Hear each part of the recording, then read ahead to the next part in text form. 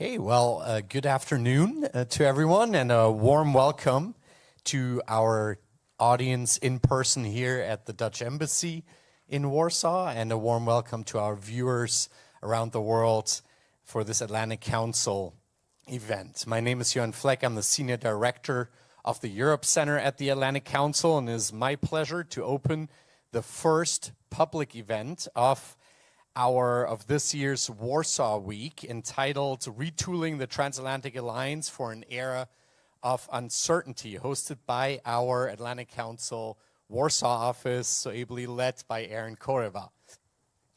Now in its third year, Warsaw Week highlights the strength of the U.S.-Polish relationship and examines how our two nations can lead together in shaping the future of the transatlantic partnership. We have an exciting week of programming ahead of us, starting with this afternoon's panel on securing Europe with the United States or without, ? We've picked a slightly provocative title because we are about 3 weeks out from the NATO summit in The Hague in the Netherlands, and there's still concerns about the future of the United States' role in European security. The Trump administration has advanced what many would call perhaps a more transactional foreign policy, has pushed for a settlement of Russia's war in Ukraine, and promoted burden shifting over burden sharing. For many, this approach has raised doubts over Washington's long-standing commitment to collective defense in the Euro-Atlantic area. And across Europe, it has also fueled a new debate over strategic autonomy and particularly in the defense policy area. Irrespective of that particular approach, Europe faces the urgent task of closing capability gaps, of ramping up defense industrial capacity, and finding the political will and the financial means to do both. Meanwhile, Russia's brutal war of aggression grinds on, exacting a devastating toll on Ukrainians and posing a direct threat to transatlantic security. In this shifting landscape, Poland stands out as a model Euro-Atlantic ally, investing nearly 5% of its GDP in defense and taking a proactive role in both NATO and EU security initiatives. The country has also held the EU presidency under the banner of Security Europe, and has embraced that leadership role. And at its core, Poland's relationship with the United States remains a strategic cornerstone critical to Poland's national security and long-term interests. And so we're very much looking forward to kicking off the public part of Warsaw Week with this great panel. Thank you for joining us, expertly moderated by our senior fellow, Dr. Valbona Zinelli. Before we get into the discussion, I want to turn it over to our gracious host here at the embassy, the ambassador of the Kingdom of the Netherlands, Jennis de Mol. Ambassador, thank you so much for having us, and also wishing you, your country, your government, every success in preparing and delivering a successful NATO summit in a few weeks. Thank you, and looking forward to the discussion. Over to you. Thank you. Well, first of all, ladies and gentlemen, a warm welcome here at the Dutch Embassy. It is a pleasure to see so many of you interested in transatlantic relations and European security issues. It's a special day. 2 days ago, we had elections here in Poland. Today, our government actually was toppled because of an asylum discussion in the Netherlands. So these are very unsecure times, to be honest. And that brings me actually to what Mark Rutte, the Secretary General of NATO, said earlier this week. He said, well, we are currently facing the most dangerous security environment in decades. Russia's war of aggression continues and terrorist threats persist, and we are not at war, but we are not at peace either. So we must strengthen our defense and deterrence. And it is obvious that this will be the topic of today's discussion, but it will also be the discussion in The Hague. And this being said, I really hope that The Hague will show unity of force. I had the privilege of serving in the Dutch mission in Afghanistan, and it was all about unity of force. So let's hope that we show collectively our commitment to our collective defense by deciding to boost and increase our defense industrial production and increase also our defense investment significantly. Well, this being said, for the Netherlands, transatlantic relations are crucial and they remain crucial, so there is no change in attitude there and policy. Yes, the question about significant strategic autonomy for Europe is a relevant one, but for us it should be very much based on very strong and united transatlantic relations. There can be no misunderstanding about this. This being said, I hope you will enjoy the panel. Afterwards, we will see each other at the residence. We'll have plenty of opportunity to continue our discussions. And now, the floor is yours. Well, thank you very much, Ambassador. I have the microphone. Well, thank you very much for hosting us, for hosting this panel here at the Embassy of the Kingdom of Netherlands to Poland. Thank you to the Atlantic Council colleagues for putting also this excellent panel together. And as you both, Ambassador and Yor, pointed out, there is a lot of issues that we can discuss today, and 1 hour actually will not be enough to go through all of that. The title of the panel is Securing Europe with or Without the United States. I hope it's the first part that we will focus in the future. As the Ambassador pointed out, we are really living in areas, in very dangerous times, where we are between a fading area of relative stability that we have seen for decades and a new growing age of disruption, I'll put that, with multiple challenges that we're seeing on all sides. And Europe more, I think, most than any other region has been impacted by the Russian war of aggression in Ukraine. We were just talking with my colleague here that 3 years ago, the Netherlands was hosting together with Germany a big conference on NATO's new strategic concept. We had listed, all those issues that we were thinking about the future. And actually, during that night, at the end of the panel, at the end of the conference, the invasion happened, and we all woke up that we're completely surprised. So it shows how quickly things change in Europe.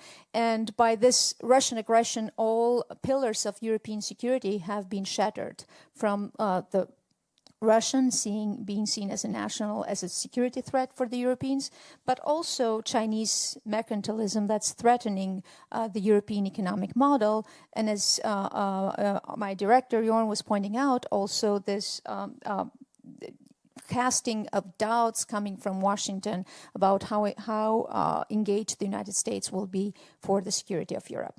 And so here I have a wonderful panel, starting on my left with Mr. Joris Kevin.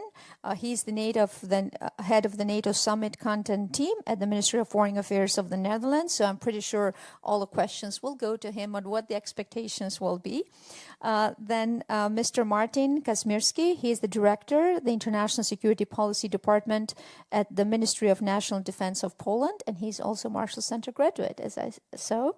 And Ms. Justina Gocłowska, she's the Deputy Director at the Center for Eastern European Studies, and our own Lieutenant Colonel Edward Brady. He's the Senior Air Force Fellow at the Scowcroft Center for Strategy and Security at the Atlantic Council. So thank you for being with us today. I would like to really get started with the very first question that we have in mind, and we've been discussing, over the last few weeks or months, and it will go to you, Joris. We kind of have a first understanding that this NATO summit, we will not have many expectations when it comes to topics. There will be one particular topic that will be defense spending. It looks like the communique will be short and sweet and to the point. But I'd like to ask you, since you are the head of NATO's, summit content, what are the main strategic objectives of the Hague Summit? Or let me put it like that, what will be the outcomes that the Dutch government would like to see? Well, thank you very much for this question, and thank you very much for the invitation. It's great to be here in Poland. The Netherlands and Poland have a long-standing history, and I've visited before here as part of our bilateral Utrecht conference, and so it's a great pleasure to be here. It's also for us in the Netherlands a big honor to organize the NATO summit. It's for us an historic summit, the first summit for NATO we organized in 76 years. And then back to your question, 76 years, NATO has been in business for 76 years. And I think what is important in terms of strategic objectives for the Netherlands is also important to all the other 31 allies. And basically I can answer your question with two words: unity and resolve. I think those two are the main that's the main strategic objective. The most difficult too. It requires hard work, yes. It requires a lot of diplomacy behind the scenes, yes. But that's happening. For instance, if you look at last weekend, Secretary of Defense Pete Hegseth was in Shangri-La, in Singapore, Shangri-La dialogue. And he said, America first doesn't mean America alone. And he mentioned a few countries that he labeled as model allies. And we're in one of those allies, Poland. And what I always got back from the Utrecht conference is that Poland is leading the way in Europe on a few issues that European allies need to take into account. Because yes, we are now in an era where politics is shifting and the way we do business is more and more transactional. And we should adapt to that. So yes, in NATO there's a transformation going on. European allies have gotten the message. We have to take more responsibility for our own security. Poland has gotten that message a bit maybe before we did, but slowly allies are following. And we have, of course, to wait and see what happens in The Hague, but I'm pretty confident that unity and resolve will be one of the main outcomes of the summit in The Hague in less than 3 weeks, I have to say. If I may follow up with you, so the first, we understand unity and resolve, which are crucial for the success of NATO. And we know that defense budgets will be an important part of the conversation. What will be the other key topics that you think will be part of the summit? I think Ukraine is an important topic for NATO. And another important topic is the transatlantic defense industrial base. One of the initiatives we have taken as host nation is that as an official side event, we are organizing the NATO Summit Defense Industry Forum that brings together the 32 ministers of defense. We have invited Ukraine, the EU, also the Indo-Pacific partners to that forum, but not just government.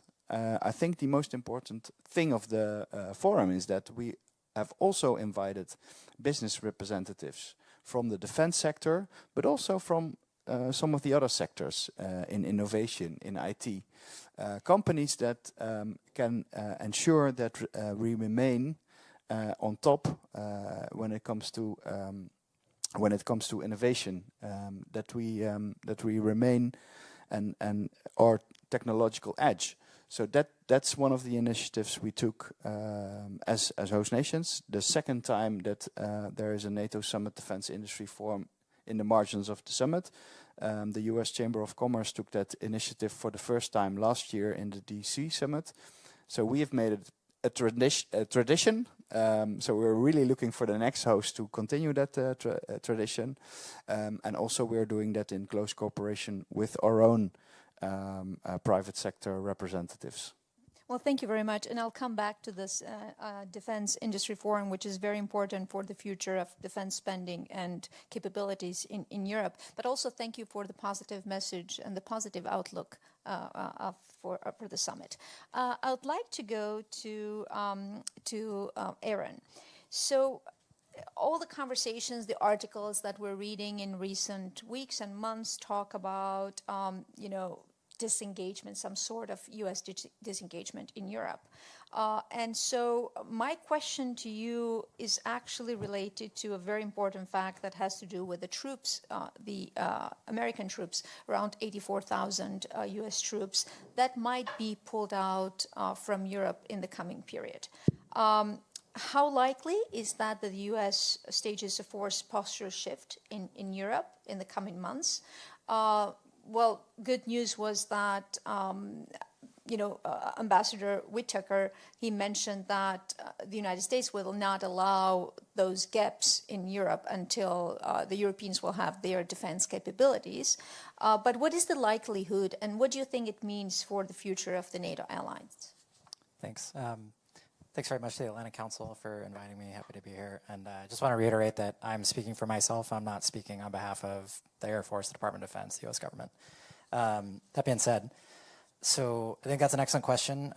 We've heard that come up a lot. There's a few things going on. So it's pretty common for new administrations to conduct something called like a global posture review. And I believe there were some statements from the DoD in the last several months to the effect that they are conducting that right now. So I think we should expect to see the results of that sometime in the next 6 months, possibly in concurrence with the release of a new national defense strategy. Also, I expect potentially in the fall, based on Secretary Hegseth's guidance. What I think we can expect is there should be a forced posture change in Europe. And I say that for a couple of reasons. The objectives of the United States in Europe, I don't think have changed. At the end of the day, our long-term goals in the U.S., from my perspective, are we want a peaceful Europe that's open to commerce and ideally not dominated by hostile states. That's our goal. The forced posture that we mostly have in Europe today is, generally speaking, a holdover from the Cold War. So you can see it's mostly postured in Germany and Italy, a little bit in England. So even if we didn't remove a single soldier or airman or marine from Europe, I mean, ideally we'd be moving those troops anyway because they're simply not in the best place for our current strategy. That being said, I don't know where they are going to go. I would expect some to leave. And the topic that I think is important to consider is strategic deprioritization. So I think what's going on in the United States right now is not that Europe is no longer important to the United States and not that European defense or stability is no longer important to the United States.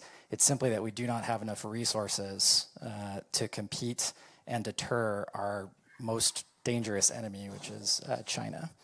And so we have a lot of force structure here in Europe that I believe the administration would like to shift and make available elsewhere. And so as we look at these issues, this idea of forced posture, it's a mistake, I think, to look at it as a binary, as either there will be forces in Europe or there will not be. I think you're probably going to see some forces move, but not all the forces move. And so that's the debate, and that's where I think Europeans can influence the debate in the United States of what capabilities does the United States need to have ready to bear at a moment's notice in Europe versus what can Europeans afford to leave. I also think the timeline is probably going to be longer than months, even if the posture review comes out and says we're going to remove every single American soldier from Europe. That is unlikely to happen in a short time period. There's a lot of issues with coordination across the government, with funds from Congress, et cetera, et cetera. So I think the timeline is most likely going to be measured in years, even if they said pull everybody out right now, just due to the logistics of how complex that would be. Well, thank you. And maybe I'll take it from there and go to Justina about if you can talk a little bit about what should the European allies do in order to fortify their eastern flank, because that is, especially here in Poland, but mostly, in eastern flank countries, Russia is the main security challenge. And it's not, maybe this is where we have some asymmetric interest between the United States and the European Union, where for the United States, China is the main security competitor and threat for the future. So what should the Europeans do in order to meet the demand to strengthen Europe's defense and deterrence? Well, I suppose we should do what we have agreed to do within NATO, within NATO's defense planning. We have agreed to fill in the regional defense plans. We have agreed to fill in and to meet certain capabilities. And the allies are on their way to meet their commitments. And I think we need to, in light of what will happen with the US military posture in Europe, we'll probably need to meet these commitments faster, and we will need to meet increased commitments due to a revised process of assigning capability goals to each nation. So I think that this is what we need to do, agree to what, or fill in, implement what we have agreed upon. This is not knowledge that is there out there in the open, but we can of course speculate and where are the capability gaps and where the Europeans should do more. Definitely logistics, that is what we will have to do more, what the United States provides for us to a large extent. Intelligence, surveillance, reconnaissance, air power, air defense. We'll need to grow our armed forces in order to provide the capabilities that we need to grow. We need to increase, and then we need to invest in. We need to invest more in defense, and this will be a task that will start with the 5%, hopefully, defense pledge at The Hague, with 3.5% for military spending and 1.5% for infrastructure. And I hope the talk is that this will be until 2032. Yes, but does still, Europe have time until 2032 to get to the 5%, or we need to do that earlier? I think there are allies who understand we need to be quicker in investing in our military capabilities, and definitely these are allies on the northeastern flank. There are some allies in Western Europe who think that we might go quicker, but of course many allies will have troubles in speeding up their defense spending to such an extent. But I hope that we will see a new defense pledge, an ambitious defense pledge, and that according to that new NATO defense pledge, national investment plans will follow and will be implemented. Justina, what do you see as the main challenges? I mean, these are really good, important objectives, but what do you see as challenges to implement those? I think the growth of the European arms industry, the need to convince political leads and own publics that we need to invest in defense quickly. We see this debate, for example, in Germany, which is an ally that, with the current government, decided or the current chancellor has announced that 3.5% for defense spending is the right way to go, 1.5% for infrastructure. But we see that within the coalition, there is not really an agreement on that. We see problems with investing that amount of money, or even in a time frame 2030. Increasing the defense budget might be problematic due to the need of implementing procurement programs that is not easy. A lot of countries have problems with that. Germany, bureaucracy, the question of arms industry, do we get the weapons from? How quickly can we order them? How quickly can we implement them in our armed forces? Where do we find people to fill in the gaps that we have in our armed forces? How can we grow our armed forces? I think many more countries will have to have a discussion about extending some kind of draft that they already have, voluntary draft. I hope this discussion will follow the NATO summit in The Hague. And I will be looking, from my perspective, at what the individual countries, the MODs especially, what kind of modernization and reform plans they will announce after that in order to adjust to this new situation and the new higher targets that we have set. Well, thank you very much. Marcin, so it was mentioned that the U.S. Defense Secretary Hexet, he has praised Poland for its robust defense spending over the last few years and the commitment to fortifying NATO's eastern flank. So how can Poland, with this unique position as a model European ally, help to keep the U.S. engaged on the continent, on the European continent? Thank you very much. First of all, thank you very much for inviting me to this panel. It's a great privilege for me to be here with you.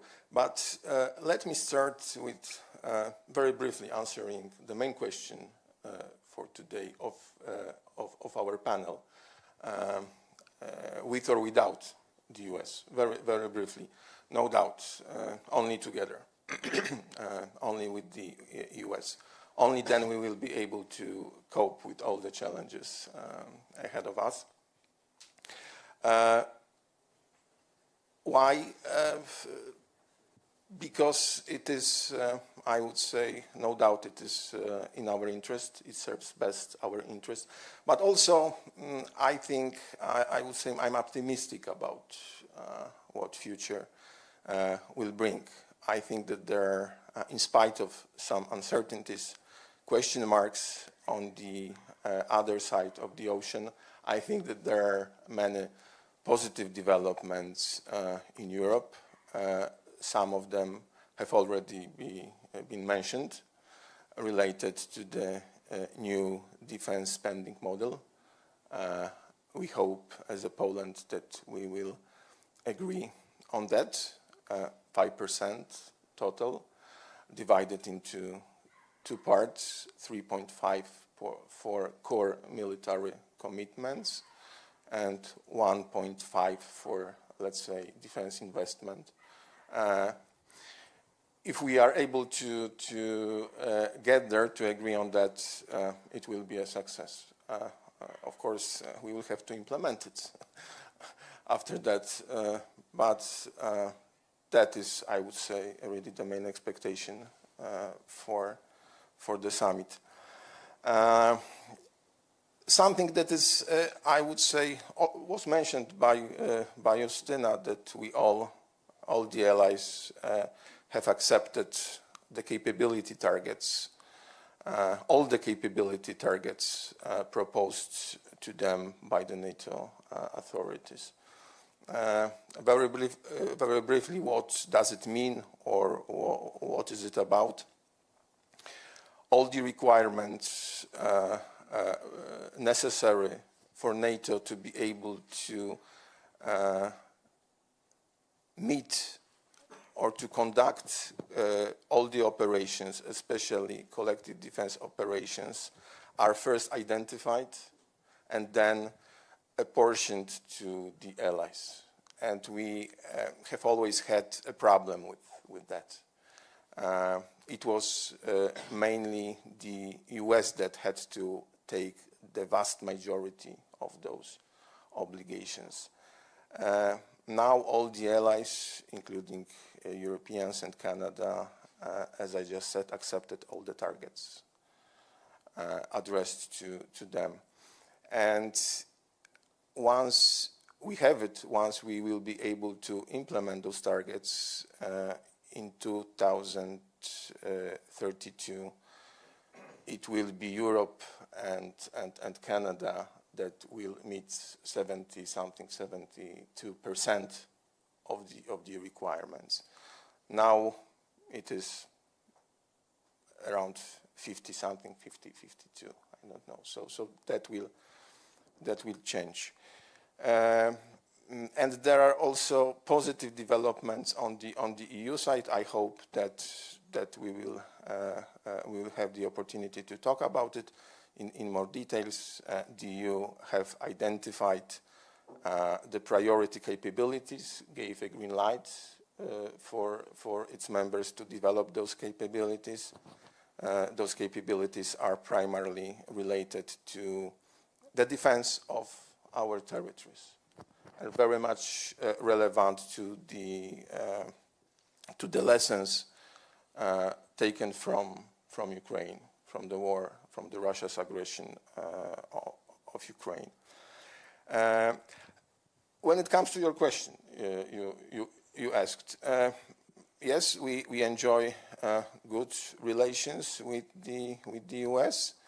We are often called a model ally. It is partially or to a large degree due to the fact that we spend indeed around 5% on defense. We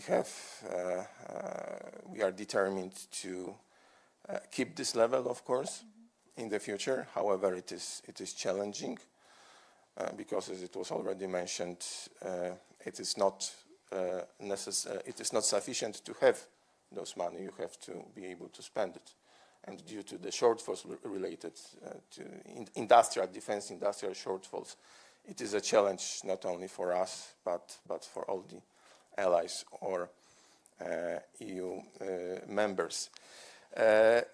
So we want to keep on that track, but on the other hand, we are well aware of the fact that it won't be possible to separate our relations, bilateral relations, from the transatlantic ones. So we very much hope that the US will not only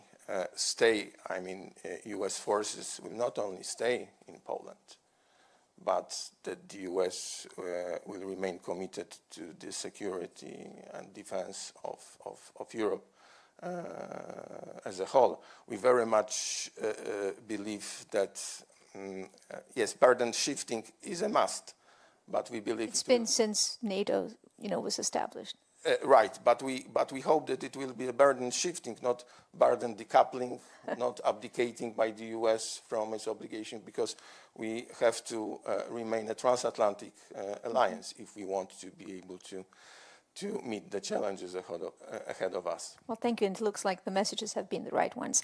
Joris, I would like to go back to your the Defense Industry Forum. And here I will follow up on the question, on the response of Marcin regarding the EU. What is the role of the EU in maybe we need a more assertive role of EU in building Europe's defense industrial base, and what will that look like in practice? So European Commission is talking about this proposed 800 billion euros in defense investment. Is that politically and economically realistic for Europe?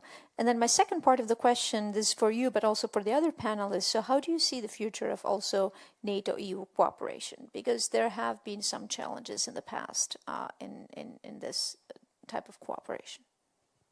Well, thank you very much for this question. Let me start by saying that NATO is all about consensus. So I really agree what basically everything my neighbor has said on military capability, on the work NATO has done. Deterrence and defense is NATO's #1 job. The discussion is now very much about the how much. That will be the outcome of The Hague, but then the work really starts.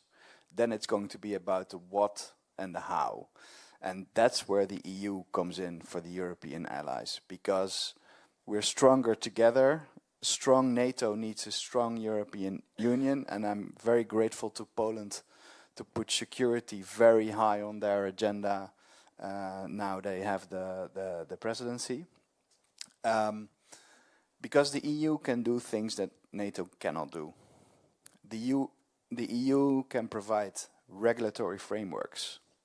The EU can convene money, as we have seen with COVID, as we have seen with the financial crisis. The EU is able to gather a lot of money in a short time and spend it. And furthermore, the EU can do innovation, the EU can do research and development, and the EU is a big market power. All those things that we need to expand the European and transatlantic industrial base. And if I say European and transatlantic, I'll give you one example of what we need to do. We have to work together also with the US, Canada. And when I say European, I think it's also important to underline that that means Europe as a continent. And when I say EU, that means EU member states. But most of the time when we speak about defense, that includes non-EU NATO allies like the UK and Norway. So that's important.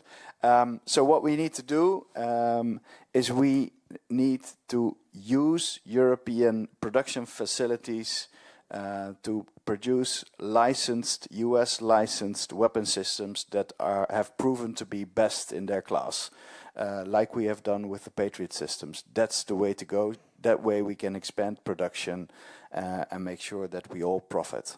Well, thank you. So I'll go to you, Aaron. So although even if we have this unlimited political will from the European Union in order to spend more on defense, and also the finances to match it, it's clear that European industry will, in the short term, lack the capabilities to meet this demand. The EU President Ursula von der Leyen, she spoke a couple of months ago about this idea of, buy European, the dream of buy European. Should we maybe move into the dream of buy transatlantic? Is it the right time? Yes. Next question. No. Yes, I think the answer is yes. So one thing that we've kind of danced around a little bit, we've touched on, is time. Time, I think, is a very critical component when you're talking about this issue. So obviously 2032 is the timeline that people are kind of coalescing around as far as getting to 5%. But depending on which European defense and intelligence agency you talk to, they expect Russia to attack between 2, 5, or 10 years from now. Most of them settling somewhere between 2 and 5 years. And so on the one hand, I think it would be a mistake, going back to the other question, I think it would be a mistake to assume that Europe's going to have to fight that war alone. I think the US will be involved in that war. The question is simply how. But I also think it would be a mistake for Europe to assume that that they don't need to bring significant capabilities to bear quickly in order to, A, try to deter Russia conventionally from making that attack in the first place, but B, if they do, to win. And so when you look at the European industry from that perspective, and really just the investments as a whole, if you consider kind of the iron triangle of defense resourcing, you've got modernization, readiness, and force structure. There's really not enough time to modernize the European militaries by and large. You can maybe pick a few specific things to modernize. UAV, or not just UAVs, but autonomous vehicles are one example. But there's not enough time to really do this kind of whole scale across the board, make everything better. So now you're looking at predominantly structure and readiness, structure being how big the military is. I also think there's probably not enough time to significantly grow the militaries of most European states. It takes a lot of time, especially when you talk about more advanced capabilities like warships, tactical aviation, things like that. It takes a lot of time to build the leaders, the NCOs, and the officers to lead those organizations. It takes a lot of time to procure the kit, et cetera, et cetera. So what you're really looking at is you have to make the forces that you currently have, you can grow them a little bit, you can modernize them a little bit, but you need them to be able to rapidly, like within the next several years, be able to fight at a large scale, somewhat similar to what we're seeing in Ukraine. And to me, what that means is that the main thing that needs to be invested in the short term is munitions and other expendables, so spare parts, things like that. And when you look at munitions, what that means is that you're probably talking about trying to procure as many not just American missiles. Obviously, there's other munitions that are out there, but American missiles do form the preponderance of a lot of the weapons stockpiles, especially when we talk about aircraft, air defense, and naval weapons. Obviously, there's others, but they're the big ones. So when we look at production, sorry, I'm going a little long here, but when you look at production, I think the best thing that European industry can do is really dive into co-production, especially of these things, not just munitions, but munitions being a significant one, other expendables. There's some examples of this. So in Japan, they recently signed a deal to co-produce advanced air-to-air missiles. There's a European missile hub, I think it's called. It's a venture between Rheinmetall and Lockheed Martin to produce a variety of missiles in Germany. Those are the kinds of things that I think will both keep America involved as well as improve the kind of capability and capacity that Europe needs in the short term as you start looking longer term building out your industrial base. Well, thank you. For the last question, I'd like to shift to Ukraine. It was mentioned before, but I'd like to ask Justina, what do you expect the role or the focus on Ukraine will be at the Hague NATO summit? And do you believe that some tensions over the future of the country might impact the summit's proceedings? I hope not. I think finally we will have Ukraine as a topic on at The Hague, right? So this is already, I think, a success because otherwise not having Ukraine during this summit and the first summit with President Trump would not send a good signal. I think that we would like to send good signals, but we'll see and repeat the message. Whether we'll be able to do so, that the declaration might be a bit more reduced than in the past.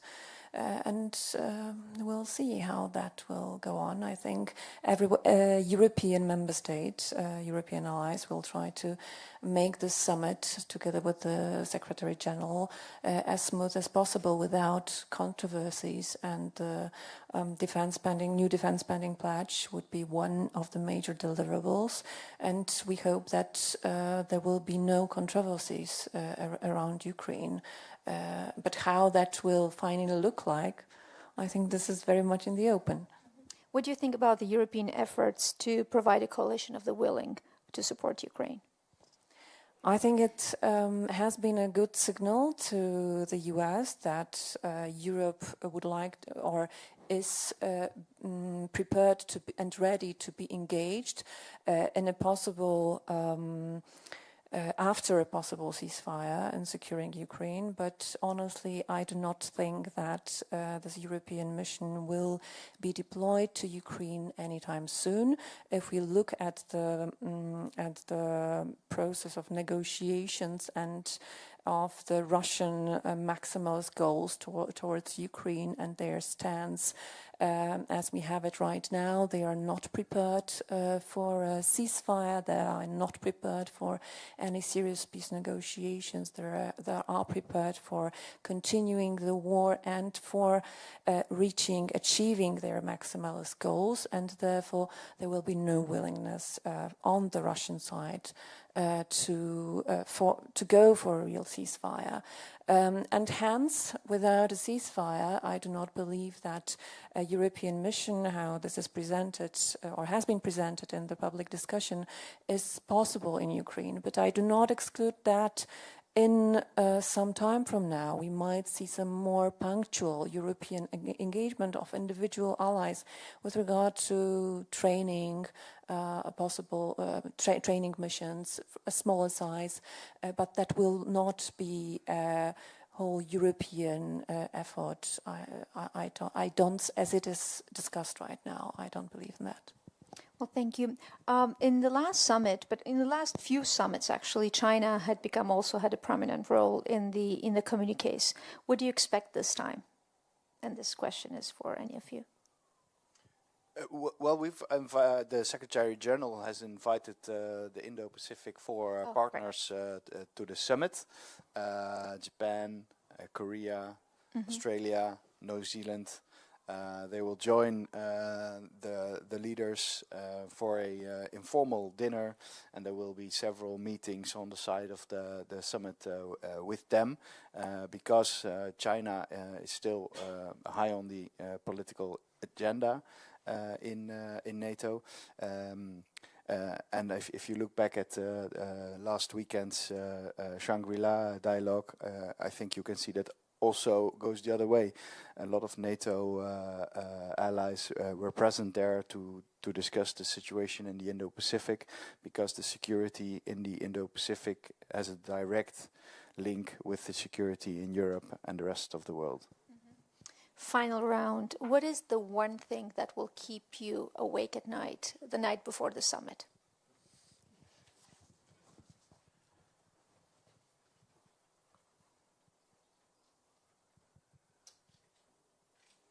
That's a tough question, especially with the cameras on.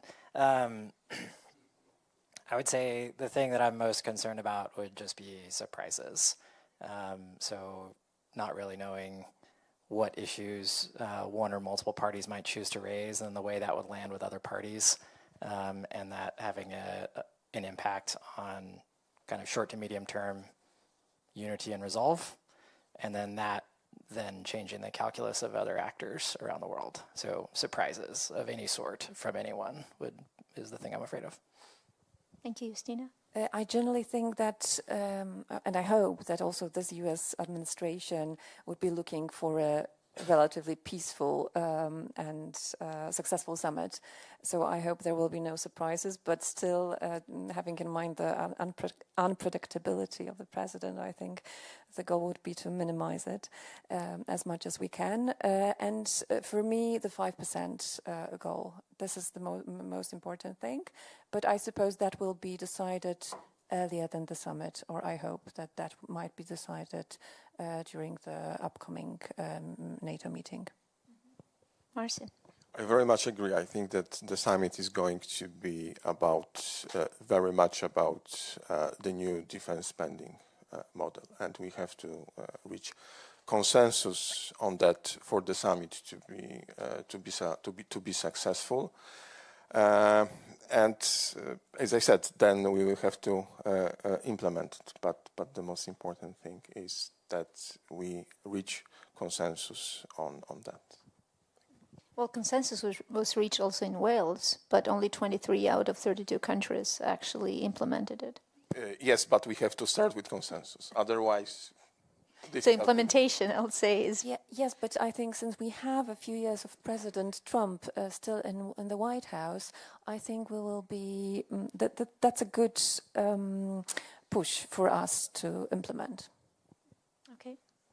Well, our policy is one of no surprises. So we predicted a lot of the surprises that could happen. So we're prepared for that. We're prepared to receive all the delegations within that policy. So my biggest worry is the one thing we cannot predict, and it can be rainy in The Hague in June. Well, thank you. So we have about 10 minutes, so I'd like to open it up for questions.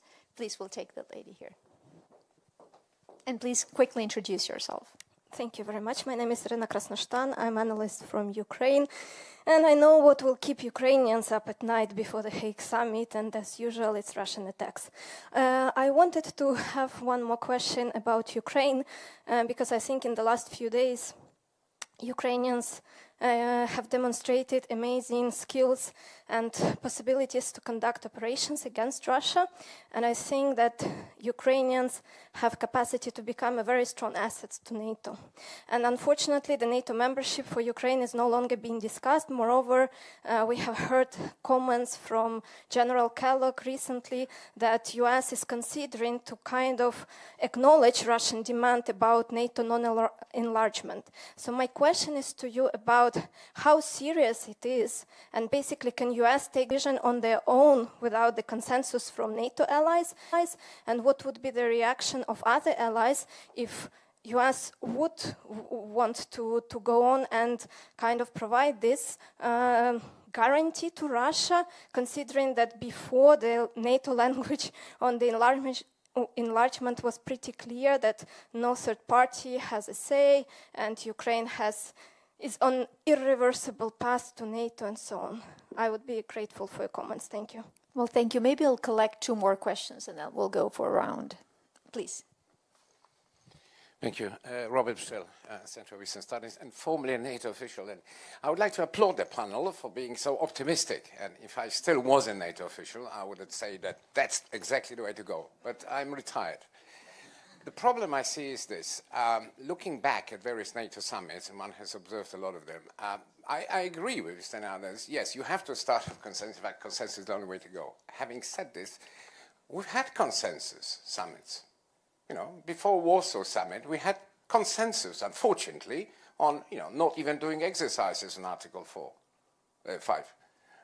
Last year's summit was really consequent, but full of consensus, but it took almost no decisions whatsoever. So I want to pose a slightly provocative question to our panelists.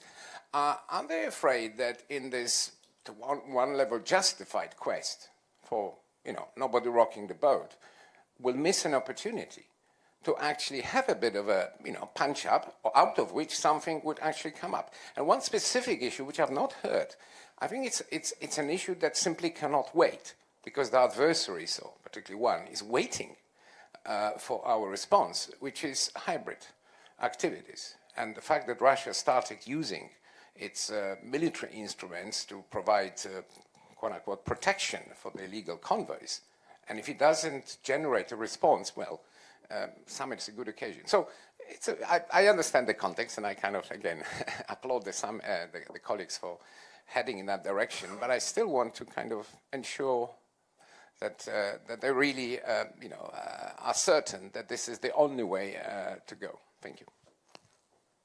We'll take the third one, yes. Thank you. I just wanted to add one sentence to what my colleague from Ukraine said, because I understand we wouldn't be that bold. Can you introduce yourself, please? Bartomikot.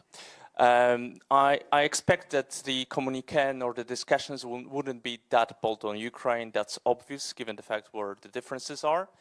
But the mere fact that the word irreversible was included in the previous communique, not even referring to the membership of Ukraine in NATO, in this communique, would cause a message, a political message in itself, which is of quite a brave impact on the nature of how actually countries from the eastern flank perceive the statements, especially if the US would certainly lobby on that, not to include Ukraine in this final communique. So I understand the nature of the discussion, that it was very much focused on capabilities, but I also do understand how much of the political wave there is, even if there is no Ukraine mentioned directly. The mere fact of not including Ukraine in the communique also sends certain political message. Very short question to our American colleague. Given the fact that we all understand that relocation of American troops is right now something which is rather a question of time, not of if. To what extent the direct sentences, direct statements about this issue you would expect in being also included in the communique? Whether that would be a political discussion happening in the Hague, but without, you know, the proper statements in the communique, or would the American administration like to have like a written on a paper that the European allies are signing up for that? Thank you. So, Aaron, maybe you have the magic ball and you know what will be in the communique. No, so we have three main points. The first one is Ukraine, the force posture of the U.S. troops in Europe, which I believe it has been an issue, you know, in the last 3-4 decades. It's not a new one, like burden sharing at NATO. And then the fourth one is, you know, maybe ideas coming from EU member states of NATO that could rock the boat and come up with very, you know, interesting ideas about the future of the alliance. And we'll start with you, and then we'll go. I'll start off with the easy one. I do not know, because I'm at a lower level. I don't really deal with the policy stuff, but I think it's unlikely that you'll see force posture statements or sentences or anything in at the NATO summit in the final communique. Not impossible, just unlikely.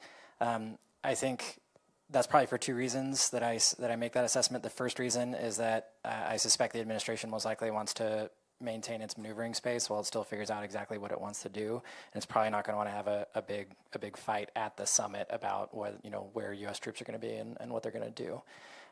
The second reason I make that assessment is, even though at the end of the day the president has a fair amount of power and obviously can just kind of make decisions however he chooses, there is a whole process that's going on to kind of decide what that force posture would be. And as far as I know, that process is not complete, and it will not be complete by The Hague. So I think the most likely outcome is that you're not going to see much discussion about it in The Hague, but a few months down the line, you'll probably start seeing some unclassified documents come out, both in terms of the U.S. National Defense Strategy, probably at least some reporting on the Global Posture Review, and that's where I think you'll start seeing discussions about this. And the other thing to pay attention to as well is the fiscal year 26 budget in the United States. So currently it's kind of an interesting situation that we're in. Sorry, I'll keep this short. It's kind of an interesting situation where a lot of the documents that are normally published for that haven't been released, and so it's a little unclear what the budget request actually is. But pay close attention to that, because that'll have that could be an indicator of what some people are thinking as far as where forces are going to go before the actual documents come out. And then just a real quick touch on the broader Ukraine issue. Again, that's kind of above my pay grade there, but I would say with all the military realities on the ground, I think that the thing that Ukraine should probably be pursuing is security agreements that are outside of NATO. I think that's, from my perspective, is more likely to gain success, simply because of the fact that Russia does currently occupy a large swath of Ukraine. And I think you're going to have a hard time getting people to realistically consider NATO membership while that is the case. That's just my opinion, though. Thank you. Justina?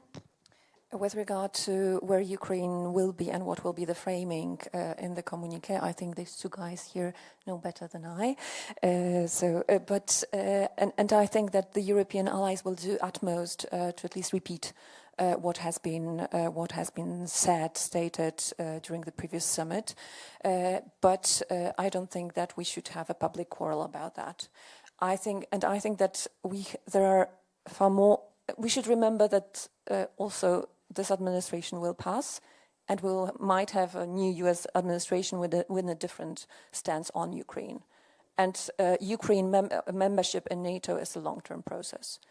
And what is now important for me is how Europe replaces the U.S. military deliveries, and how it gets its act together in short, mid, and long term with regard to helping Ukraine to get what it needs, because this is most important. And the second issue, the work on sanction that is ongoing. So preferably changing the mind of the Trump administration, the president himself, on placing additional, not only European, but also US sanctions on Russia. And I think these two processes are most important, and not really, or at this time, we know how frustrated we might be on the statements if they are reduced in the NATO communique. I don't think this is the key now. With regard to some bold ideas with regard for the NATO Hague Summit, I'm not sure that we might have, or in the current circumstances, any. It's an important discussion that we shall have, but I think that will go beyond the NATO Hague Summit on what you mentioned, Robert, meaning the Russian Navy protecting the shadow fleet vessels in the Baltic Sea. I think there is enough controversies beyond European allies on that need to be tackled. I think that beyond The Hague, the most important issue will be coordinating a European stance towards and talking already now to our US counterparts on global force posture review and how that should be shaped in Europe, so that we'll have US input into deterrence and defense guaranteed, and without any controversies being open among European allies themselves on this issue. Marcin? Very briefly, first on Ukraine, Poland's position is well known about it, so needless to expand on it. we believe that Ukraine should at some point in the future be a NATO and EU member, no doubt about it, and NATO especially because it is the most challenging thing, the more challenging thing, I would say, should have it as its ultimate objective. Leaving aside, what I would like to say, leaving aside the US position, that complicates things a bit. Europe is now definitely more united about that objective. European allies are more convinced that at some point Ukraine should join NATO than it was the case before the war. And the understanding is growing that Ukraine in NATO and in the European Union its membership in those organizations is necessary for Europe to be safe. And this is the positive, definitely the positive thing. On hybrid, nobody denies that there is a lot of to do in this regard. But it is really a complicated challenge, complicated issue. We should be building, first of all, our national resilience. NATO, the EU, first of all, has to do in this regard. NATO, to some extent, also. The EU is working on hybrid strategy. We believe that it will be a successful process. Thank you very much. Do rock the boat. That's a good advice. But in response, I would say be careful what you wish for. Yes, hybrid is a very important topic. My colleague spoke about resilience. That's very important. In the NATO Summit Defense Industry Forum, we have a topical session on seabed security, for instance, because in the Netherlands we also see that hybrid activities are really part and parcel of our security and need investment in. So point very well taken. It doesn't really always get to the center stage, but it's a very important topic to consider. And then maybe some last words on Ukraine, because I started with unity and resolve, and the message that this summit delivers on Ukraine is very important because it sends our unity and resolve to the Ukrainian population, also to Moscow. Let me say a few words also on my government's position. We stand by the declarations that were made in the DC summits and the summits before that. I think for now the main strategic objective is to ensure that Ukraine goes to the negotiating table as strong as possible. So the most important thing for us now to do is to deliver military support to Ukraine. The embassy was so kind to provide you with an overview of what the Netherlands has been doing last week. Our last F-16 was sent to Ukraine. But we have to sustain and even step up this effort. That's, I think, what helps Ukraine most at this moment in time. Maybe one final point on the U.S. force posture in Europe. I think it's positive news also that the next Supreme Allied Commander in Europe will also be an American general. So that is the right information and the right step in for being optimistic. So I believe that we concluded our panel with the positive view that we believe that securing Europe will have to take place with the United States in the future. So please help me in thanking the panelists for their excellent presentations and views.